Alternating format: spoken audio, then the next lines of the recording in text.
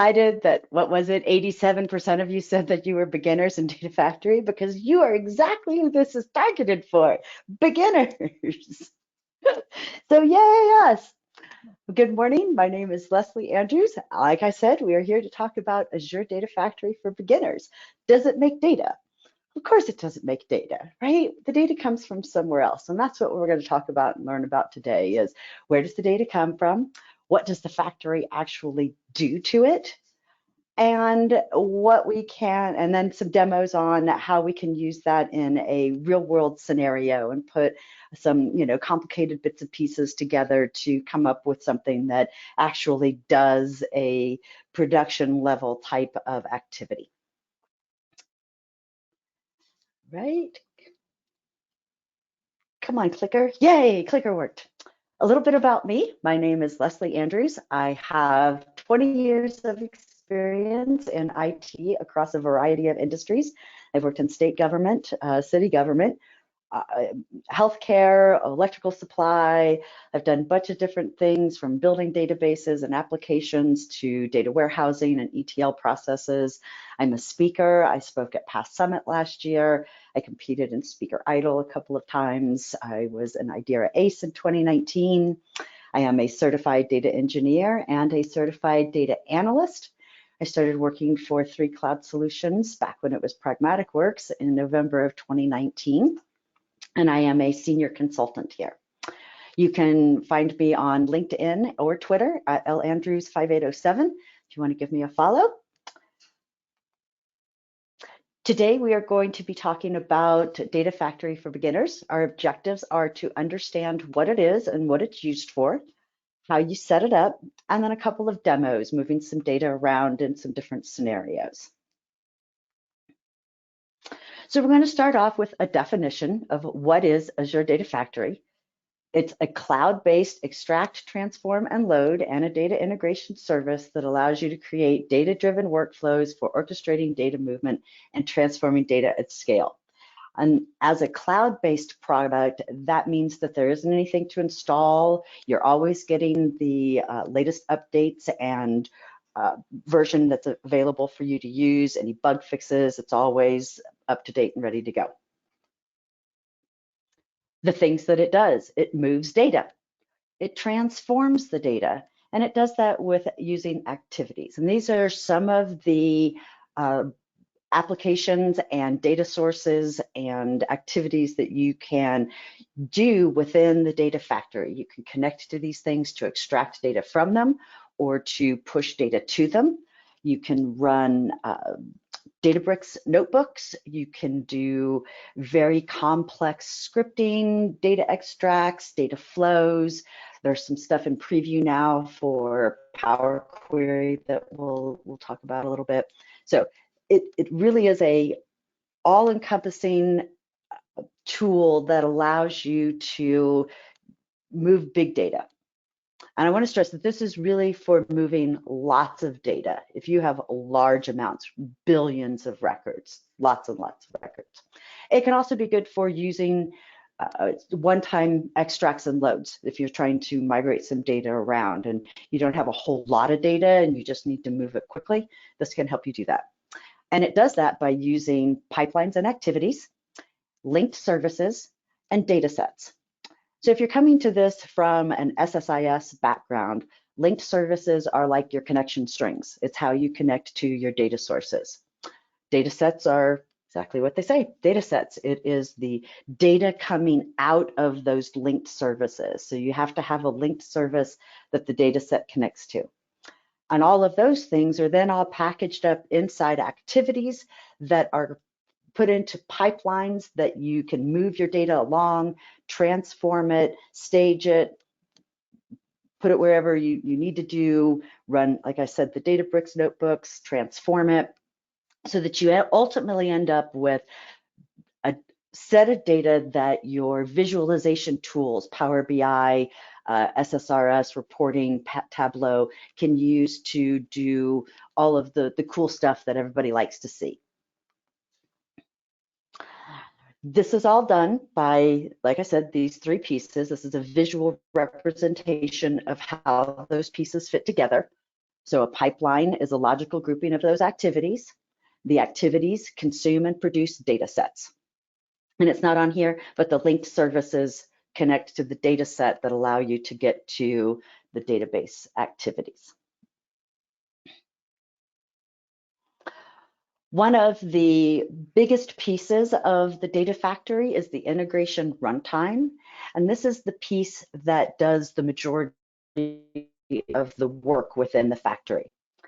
Anytime you create a data factory, it is set up with a default runtime because it has to have one to do its work. It's always called Auto Resolve Integration Runtime. It is created, I believe, in the same region where the data factory is, so that there's not a whole lot of traffic going back and forth for it to do the work.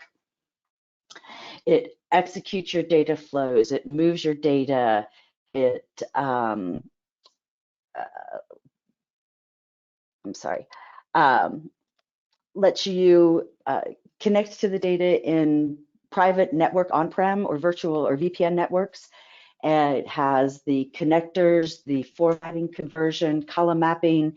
It does the dispatching of the activities on external things like Databricks or machine learning. And it does the SSIS package execution if you're running those in a managed Azure compute environment.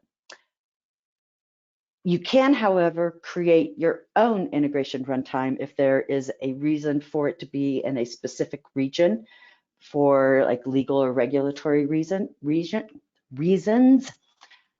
And when you do have the one that create yourself, there's three different kinds that you can create. You can create an Azure integration runtime, which is used for copying data, but on the cloud. So if most of the stuff that you're doing is cloud to cloud, you would use the Azure runtime.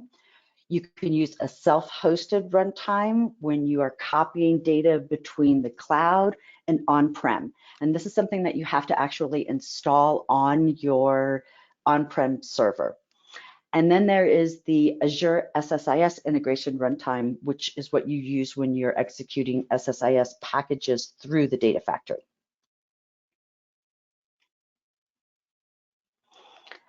So that is a brief overview of the types of things that we're going to be seeing inside the demo, the bits and pieces of the data factory and the terms that I'm going to be talking about.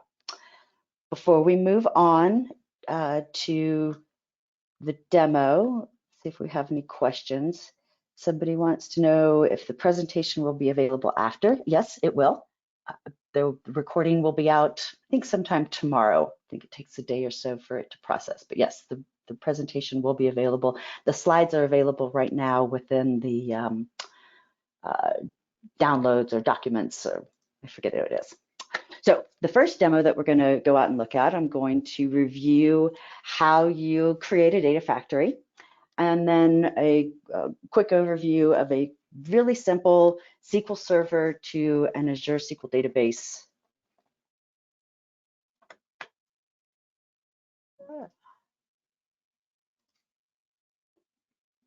So we have to go to portal.azure.com and sign in with an account that you can use to create your own data factory. We do that by going to create a resource. You can search for data factory if you're not familiar with the Azure portal factory. There we go. Wow, that's running very slow. We're going to push the create button, and that will take us to all of the options that we have to know for creating a data factory. So we have the basics. We need to have a subscription, a resource group, the region, and a name for our data factory. So depending on your setup, you have your subscriptions, you may need to create a new resource group or select one that you already have.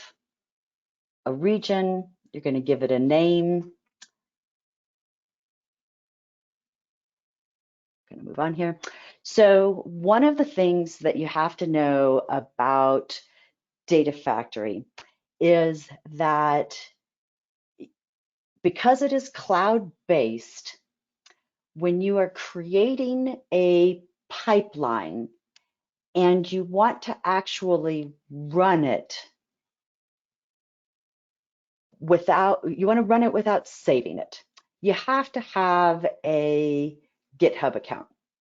You have to have your Data Factory synced to GitHub with a repository that already exists. So you have to go out to GitHub, you have to have an account, and you have to have a repository created for the Data Factory to connect to.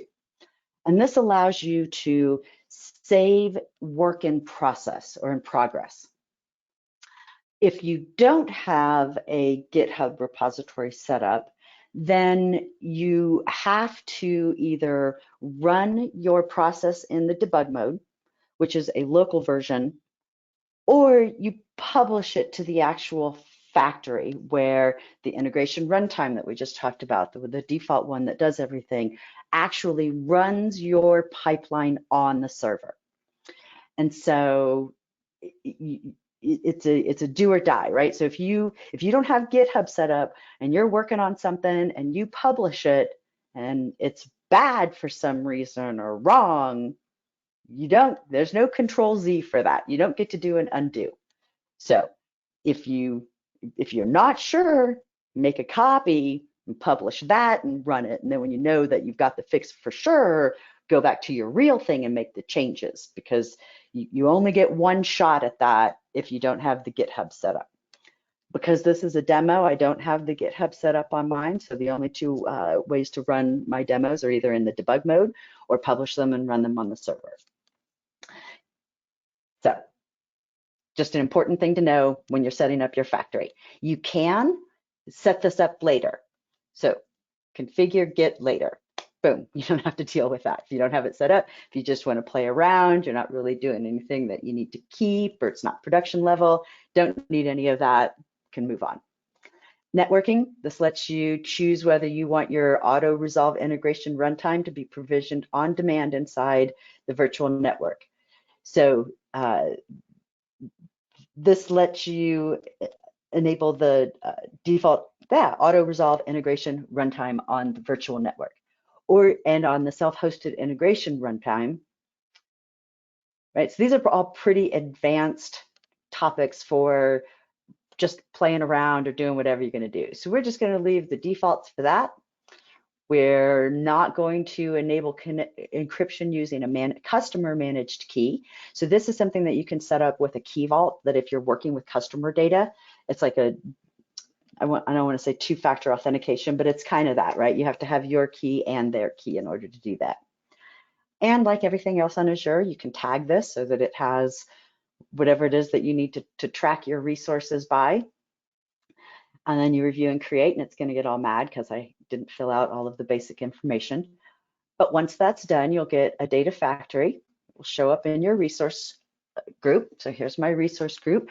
These are all of the Azure resources that I've set up to support this demo, being able to have a Synapse instance to put the data into, a storage account so that we can export things to Blob Storage, the data factory itself, some SQL servers that I've got some databases on, just some various things. So here's our data factory. So when we click in and we go through to our data factory, it opens up this landing page. And this is where you will come when you say you want to go to the data factory. It opens up this landing page. And so from here, we can see an overview. We can see the pipeline activity runs, trigger runs. There's a difference in the way a pipeline is set off or started by a process, whether it's manually triggered or done by an automated process. They show up as different things within the UI. The activity log that shows us the activities that have happened on the actual pipeline or on the factory itself. Any tags that we've put on are properties of the data factory if we're going to be using it for access from other processes Here's the information that we need for our resource ID, any locks that we have on it. We can set up monitoring for alerts. We have some metrics that we can look at. We can see how well our factory is running, whether it's big enough, whether we need more resources, whether we're always getting it pinned out. We can add diagnostic settings. I haven't done that, but if you do, you add these settings, and then when you run it, you can come here and see the things that you've selected to monitor and look at. Log analytics, resource health. So we could go in and we can see what sort of issues that we might have.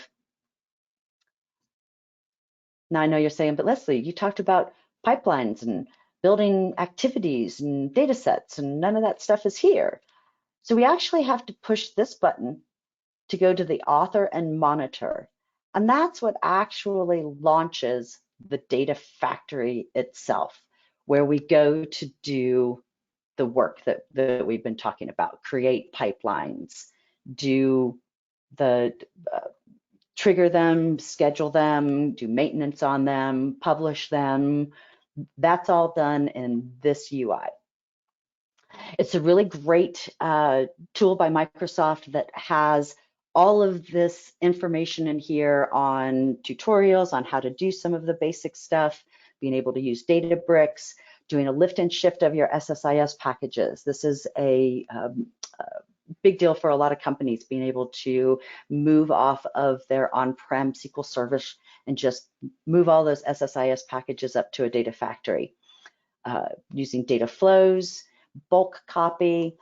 So there's tutorials on here on how to do all sorts of things, setting up the code repository that you need for Git. So what we're going to do is look a little bit at some of these other sections and at the demo and the interface. Do we have any questions? I don't see any new questions here.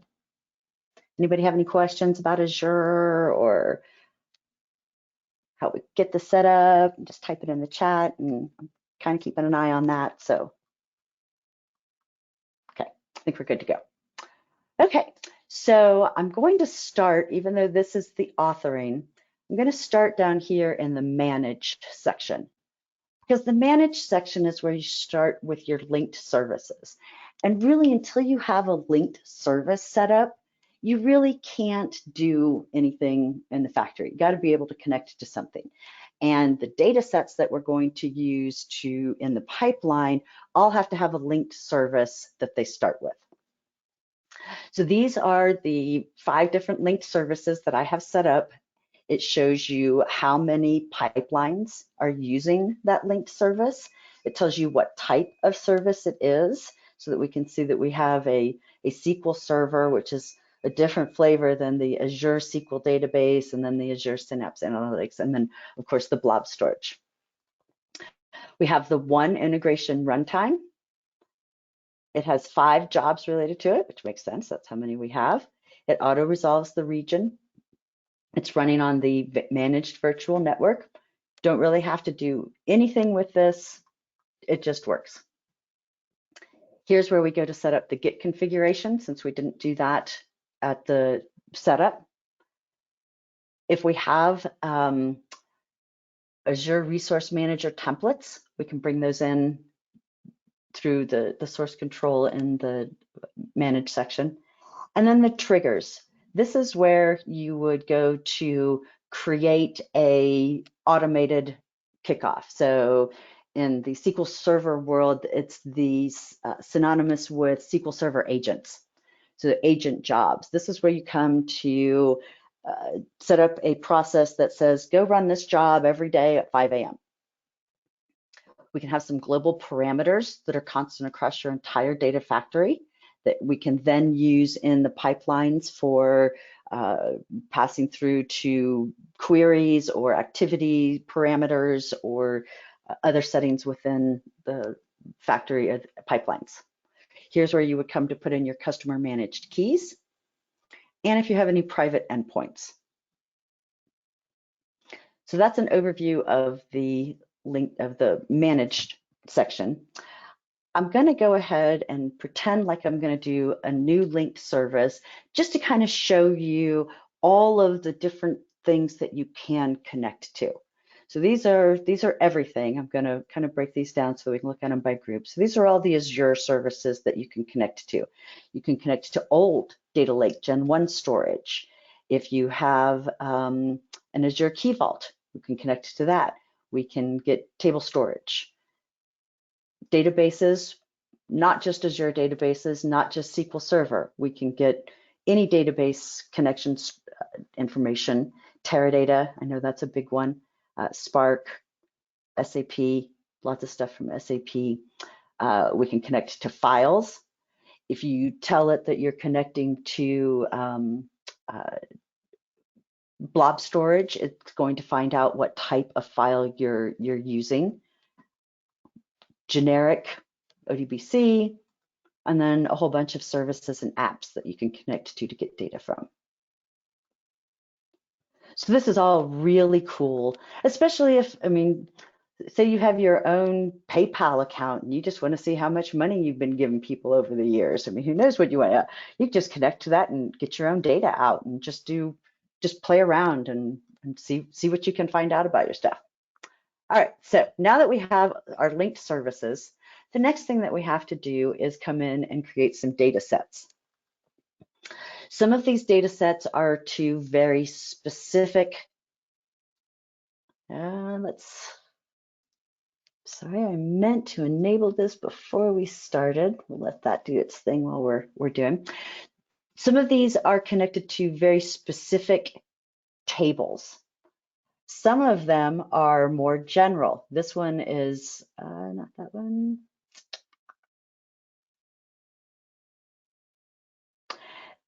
It says it's failed, but it's not connected to any table at all. So as part of the job, the table name is passed in through a parameter.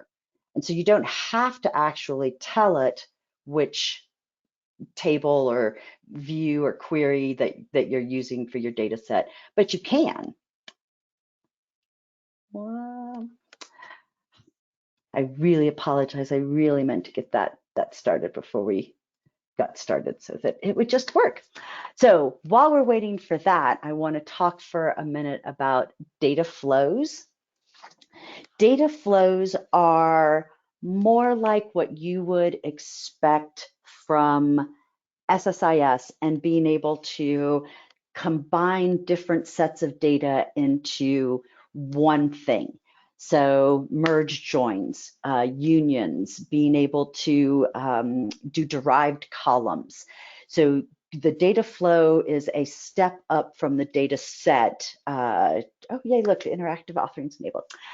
So you can build more complex ways of getting your data and combining it and doing those really advanced techniques that we're used to doing in SSIS and being able to really manipulate the data, transform it, and do more to it. The Power Query, which is in preview, it's the data wrangling. If you've heard people talk about data wrangling, it used to be part of the data flow, but now with Power Query, it is its own entity, and they take what you design in the Power Query and convert it to M, and then it's executed in a Spark environment, which allows it to scale and do that type of wrangling and manipulation at scale very quickly. Okay, so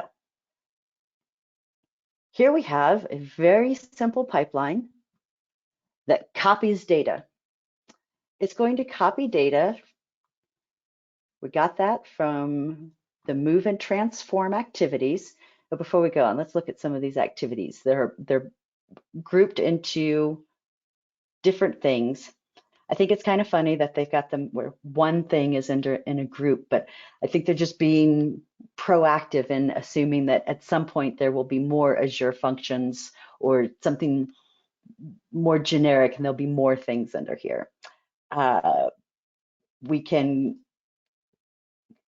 delete things, we can execute pipelines, we can even execute SSIS packages, stored procedures. We can run queries to do lookups. We can set variables to pass through. We can do for each loops and switches.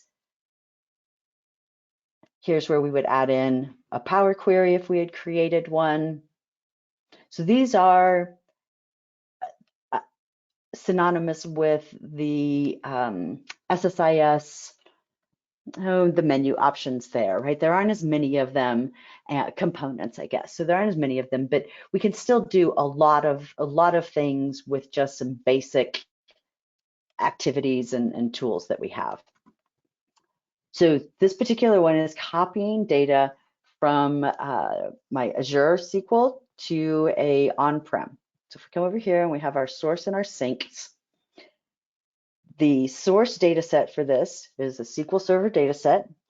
You can open it from here. We can preview the data.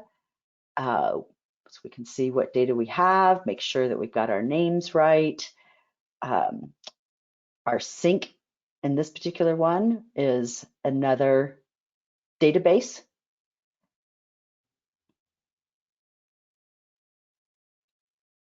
If you leave the mappings, it kind of does it automatically. So it automatically knows, and that's because the tables that it's going to and from are the same. So if we come over here, here's the table that it wants to fill.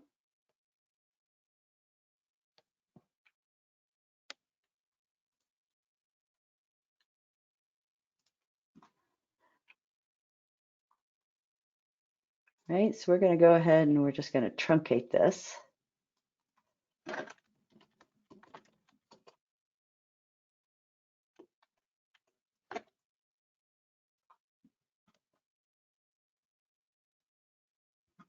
Right, so now that's gone. And if we come back over to our factory, and here's where we have the two different options of what we can do. We can trigger a debug run of the current pipeline, which runs it more locally, or we can add the trigger and trigger now. There are no parameters, so we can just push OK, and now it starts running it. So now we can come over to the monitor, and it shows us all of the pipeline runs that have happened. We can filter it by the different pipelines that we're interested in. So we just get the one that we're looking in. If we want to find ones that failed or that we canceled or just ones that are in progress, we can filter by the status. We can refresh this. I will say that one of the things that I find kind of puzzling is that sometimes a pipeline run will be done very quickly, and sometimes it's done like a much longer time period. And you can go in and you can look at the logs and you can see what was happening, but sometimes there's never really a clear reason for why it's slow this time as opposed to last time. So if we look at that, see, I hope it doesn't take 2 minutes, 29 seconds. We're just going to come back over here and move on and look at some other stuff while it does its thing. Do we have any questions? Oh, look, see, succeeded. Yay. So now we can come back over here and run our query again, and we got all of our data back. Presto magic. This is really slick and easy because these are both to Azure resources.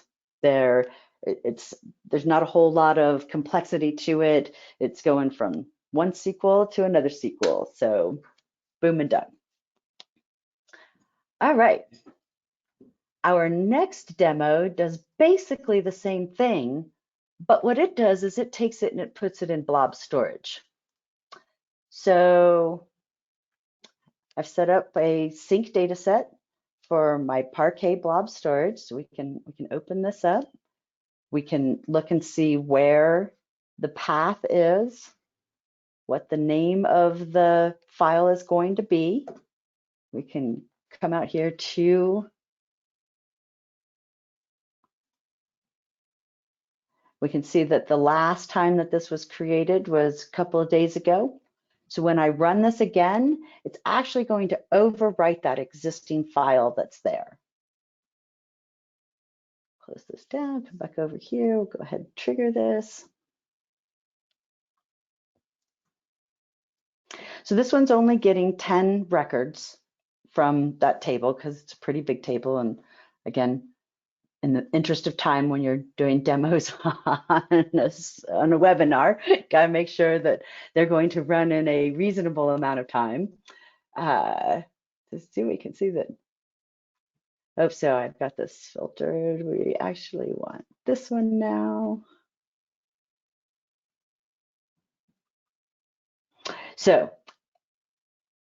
Blob Storage is another one of the resources that you can use for data. You can create a storage account. You can have blob containers, file shares. You can actually have SQL tables in here. I have a container called Demo Container, which has a folder called Daily Extract, and then a couple of files that I'm looking at. I'm using Storage Explorer to navigate to and look at the information that I have in. So if we refresh this now,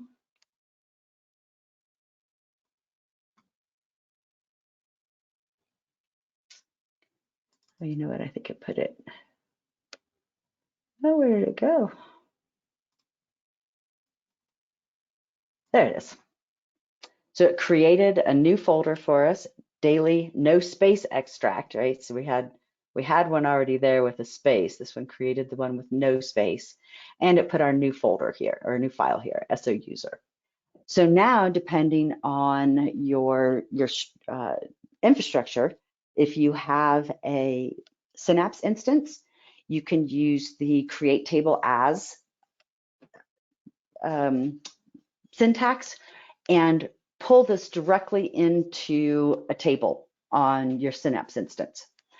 You can also take this and map a external table in SQL Server to this file. So now we can have here external tables.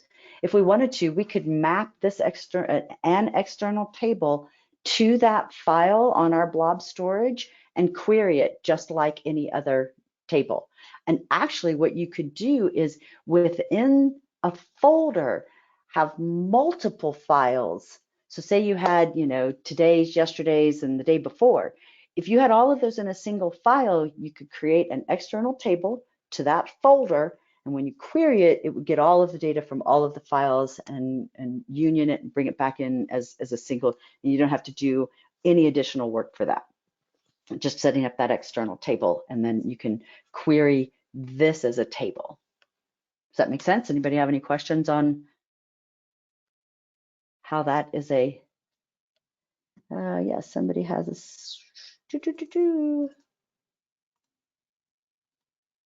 when you upload data into Azure Storage and delete it.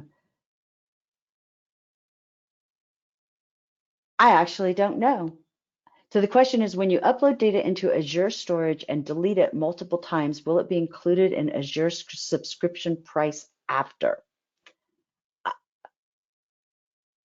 I don't know. I'd have to go look into that. It never really occurred to me to think about that. So I have to get back to you on that. Question, is integration runtime equal to compute? That does the work. That is absolutely right. Question, or is it integration runtime as an orchestrator? It's both. The integration runtime is an orchestrator that does the computing and the working. So it is the big boss man when it comes to Data Factory. So when you're actually in the Data Factory itself, I mean, you can build stuff here and never run it, and it's not going to cost you anything because you're not really doing anything.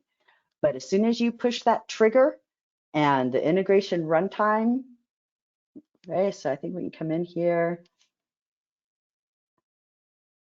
Oh, here we go, activities. I thought that it would show us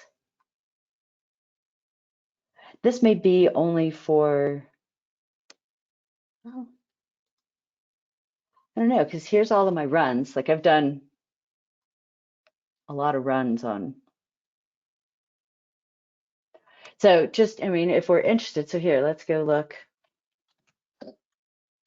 I've been working on this and running this for a couple of days now, and I've upped my size a little bit so that it would run a little faster. And it's cost me $60 for a couple of days. So just, I guess, just to put it in perspective. Now, this is my MSDN account that I have a subscription through work. So this is my sandbox credit that I'm playing with. So technically, it's not costing me any money on this subscription. One of the other subscriptions that I'm working with is my personal one, just so that you can see how to, from a single data factory, connect to multiple subscriptions, some of which may not be within your own organization. So I would have to do some more research into how the pricing and the cost is actually calculated and figured out based on what you're doing and how that is. So great topic for another presentation. Okay, so now we have a blob storage. So the third demo that I'm going to show you is a example of scaled down sample of a production workflow that we've had to put in for one of our systems. And some of the things that I'm going to show you, there are multiple ways to do it. This is just the one that for this particular job was what we picked to do. So for this particular process, what we're doing is loading data from, let's say, a source system into staging tables via blob storage.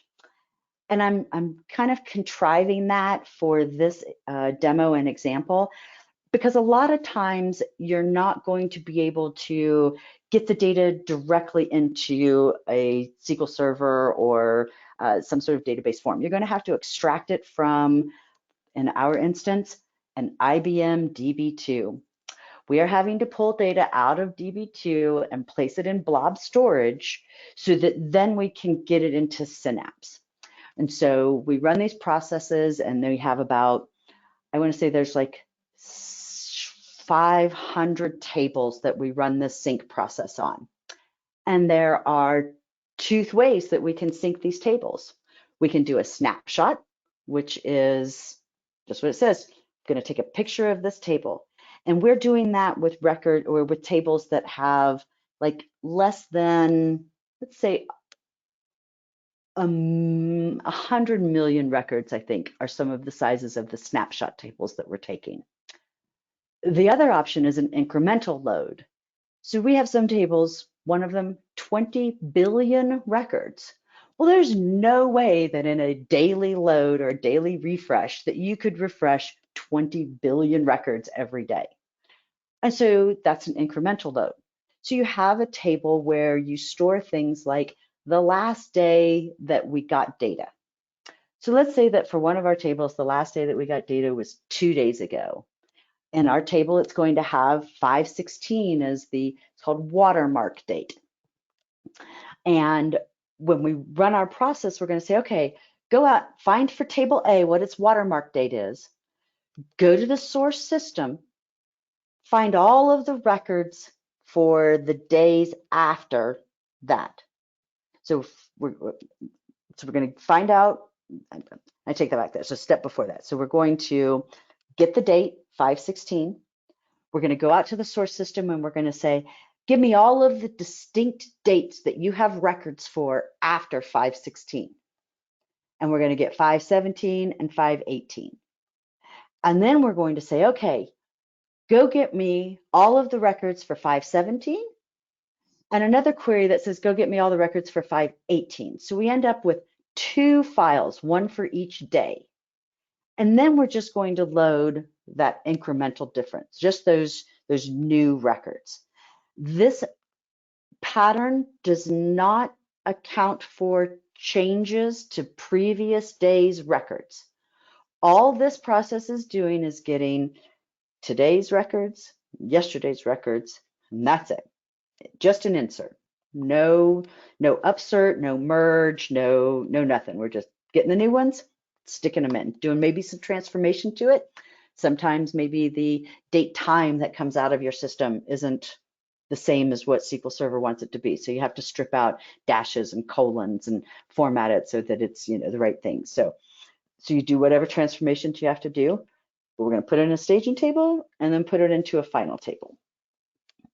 Any questions on what this process is going to do, what we're going to look at, how that's going to work?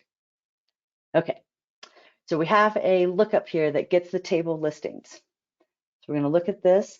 This is actually using a stored procedure, which might be a little bit of an overkill. You could have a table that has this. If you have a single table with lots of configuration information in it, you could just run this process and get that table. In this instance, we're going to get these tables and we're going to,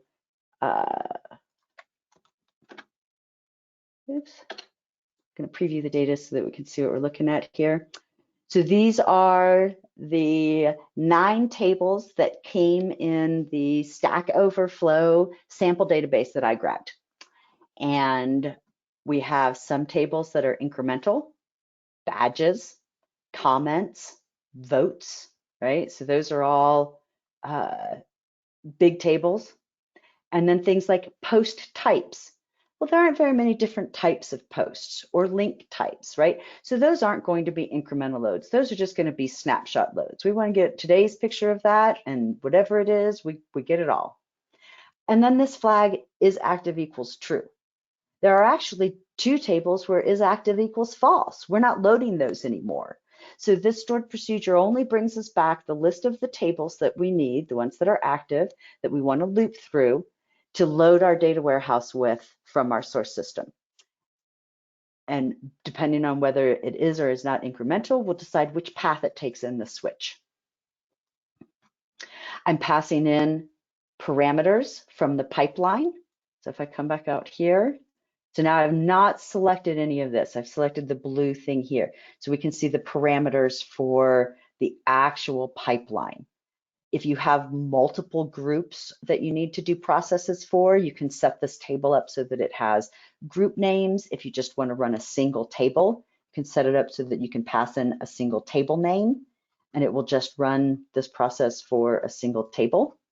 But once we get our table listing, we're going to come in here and we're going to do this for each. And the for each has some dynamic content for getting the table listing output value.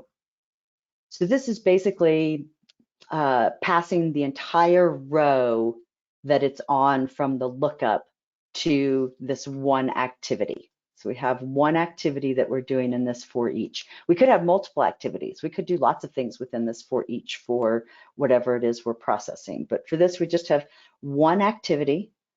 And when we click on that, we can see that it's a switch. And this is where we're looking to see whether it's a snapshot or an incremental. If it's a snapshot, we're going to do the snapshot load. So if we come back over here and we look at our demo, so we have our main pipeline, then we have an incremental pipeline and a snapshot pipeline. So this switch, when we click on this to edit, oops, sorry, that's not what I wanted, pulls up, execute the snapshot pipeline. And here are the settings for that.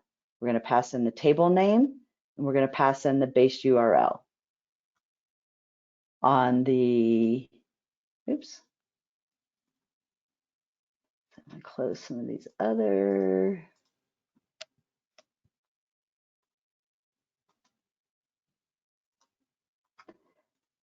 So we have the incremental load or the snapshot load.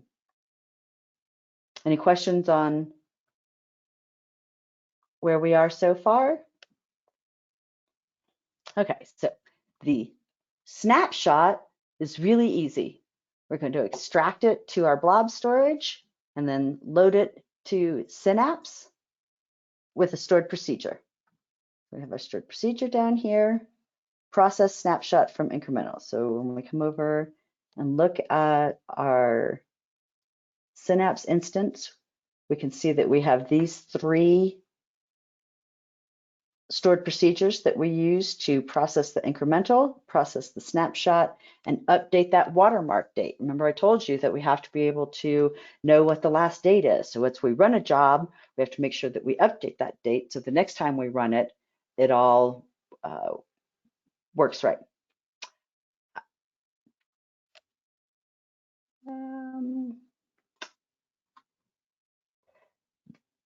These are not very complicated stored procedures. However, you can make them very, very complicated. This uses dynamic SQL to create a query, and then using the replace statement at the end, it puts in the values that you've passed in from the table name and the URL base in order to know where to go to get the information.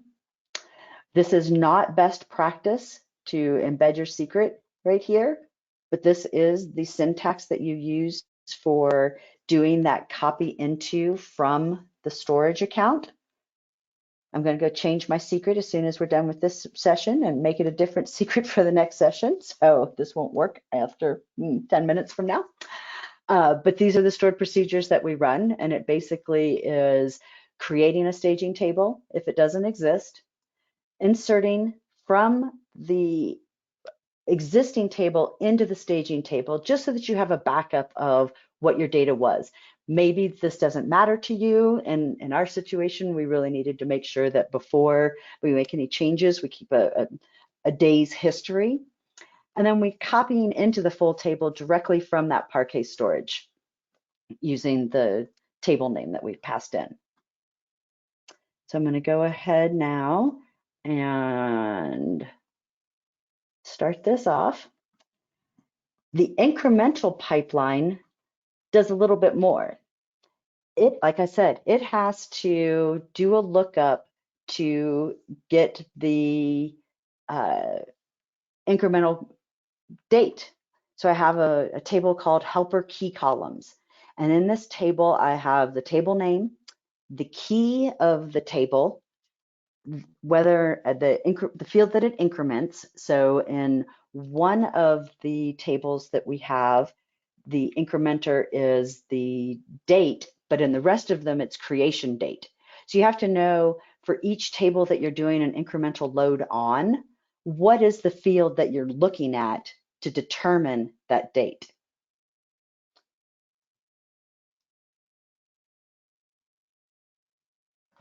This is, I wonder if it's already finished those. That was fast if it did. Either that or I didn't reset it. I thought I'd reset. Anyway, so we're gonna get the date that we need. We're going to go out to our Stack Overflow source data, and we're going to get a list of the dates that are after the one that we've already got. And so this is where we get our distinct list of dates. Then for each of those dates, we're going to do another activity, and that activity is extracting it to storage. So just like we did on the other one, we're going to extract from the Stack Overflow database. We have a dynamic query here where we're building in the table name, our incremental field, and the date value. And then it's going to create the files that we need. And then it's going to load that to Synapse. This is where you would do, if you were doing some sort of change process, you would have to do your upsert query. So you'd have to go back and see if any data had changed. Maybe you have a slowly changing dimension. You could do that process in your stored procedure. And then a final stored procedure that updates that watermark that we talked about.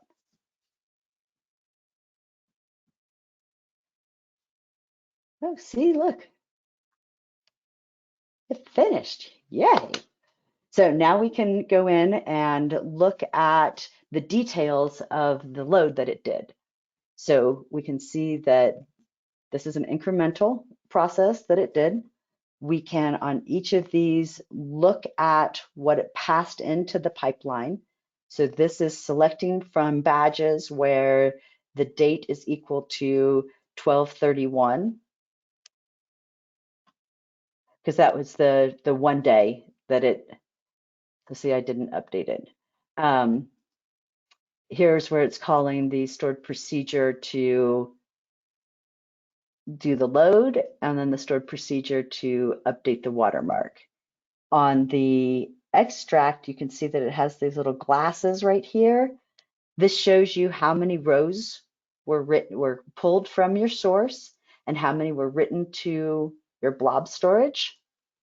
And then we can come into our, I swear I had all of my files open. Oop, no, want this one.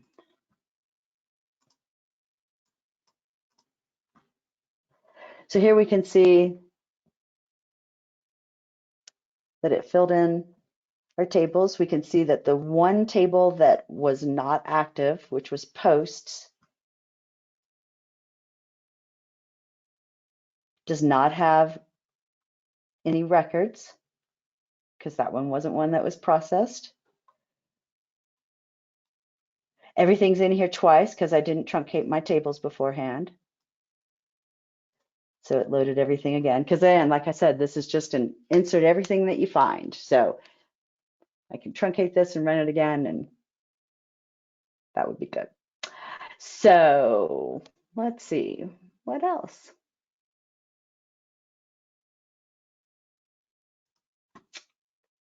Any questions? Data flows versus pipelines. What is some differences? Okay, so if we come back up here and look at data flows. So if we wanted to create a new data flow, this is where we're going to, so we'd have to add a source.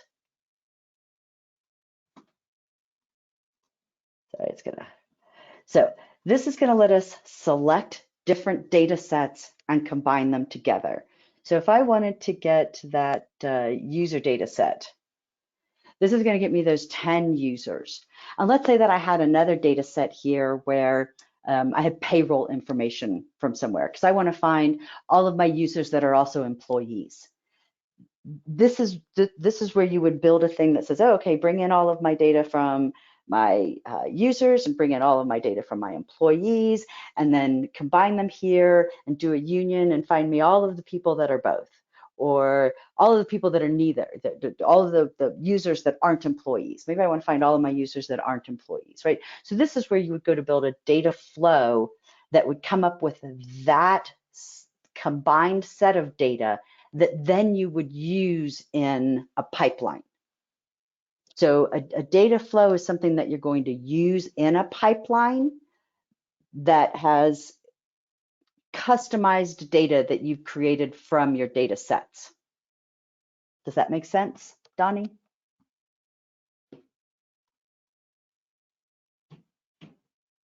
Okay, good. All right.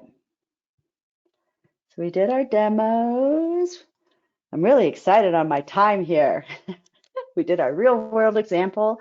I have a little bit of an overview of the process that we did for that. Are there any other questions?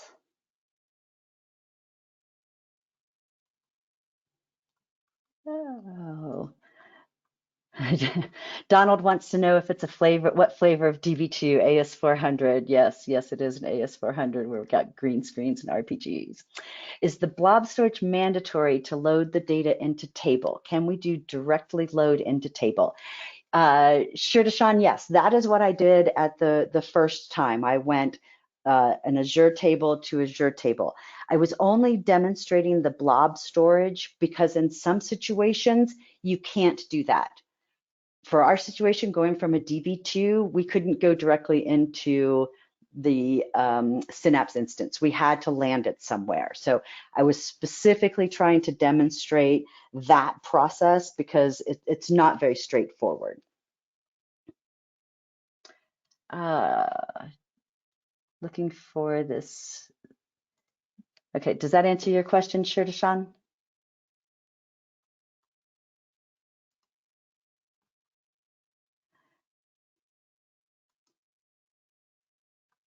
So Donald is asking that wants to know my experience with Power Query so far, that he's had some pain with it.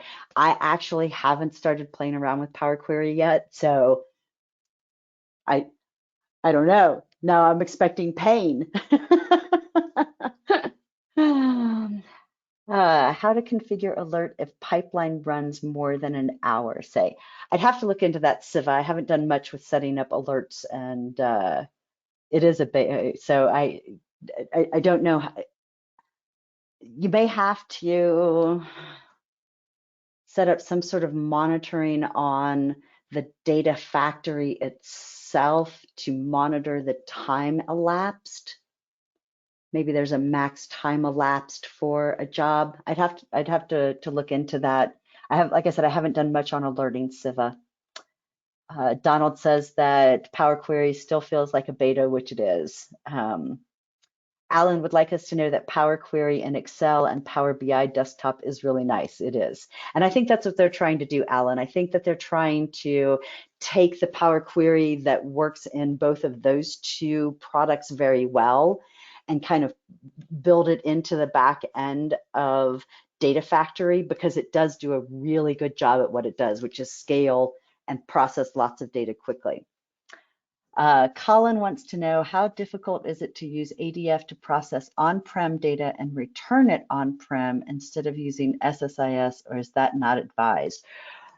Colin, I'm going to say that's probably going to be more expensive than you're really looking into wanting to spend. If you've already got SSIS on-prem and you're keeping it on-prem, I think pushing it up to the cloud to process it, to push it back down, I don't know. I don't know if you'd want to do that or not. Can you copy from SharePoint to an Azure Data Lake? Stephen Griffin would like to know. I'm going to guess that yes, you can. I haven't done that specifically. I do know that SharePoint is one of the source systems, one of the things that you can connect to, connections. So I'm betting that you can go to a data lake. Adnan wants to know, can you access data in an on-prem SQL into ADF? Absolutely, you can. Absolutely. All right, we're right at 10 o'clock. I think I'm out of time. Appreciate all of your questions. Appreciate everybody showing up today. If you would like to discuss Azure or have more questions, please reach out. We have a great sales team that can help you get your goals and find out more. And I appreciate everybody coming. Thank you so much. All right. Thank you, Leslie, and we appreciate you hosting. And as for everybody else, like I said before, you guys will receive the recording to this webinar in your email box tomorrow around noon Eastern Standard Time. As always, you can always find any of our webinars on our YouTube page at 3Cloud. If you guys have any questions or just want to stay up to date on what 3Cloud is doing, please feel free to follow our social media channels. We constantly update them with the new webinars and blogs and everything. So I hope you guys have a good rest of your Tuesday. Thank you so much for joining. Again, Leslie, thank you so much for hosting, and have a great day. Bye-bye. Bye.